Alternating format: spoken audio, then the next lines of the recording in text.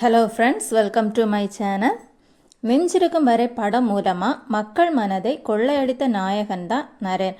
அவரோட பயோகிராஃபி தான் நம்ம இந்த வீடியோவில் பார்க்க போகிறோம்.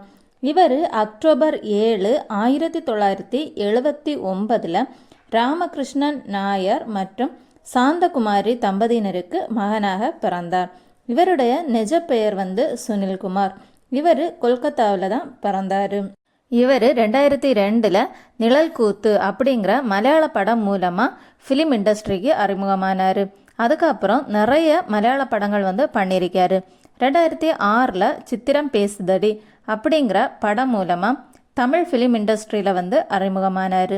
அதுக்கப்புறம் நெஞ்சிருக்கும் வரை, பள்ளிக்கூடம், அஞ்சாதே, தம்பிக்கோட்டை, கத்துக்குட்டி, ரம், யூட்ரன், கைதி, விக்ரம், யுகி, சாம்பியன், இறைவன் அப்படி நிறைய படங்கள் பண்ணியிருக்காரு. மலையாளத்திலையும் 30க்கும் மேற்பட்ட படங்கள் நடிச்சிருக்காரு. தெலுங்குலேயும் ஒரு சில படங்கள் நடிச்சிருக்காரு.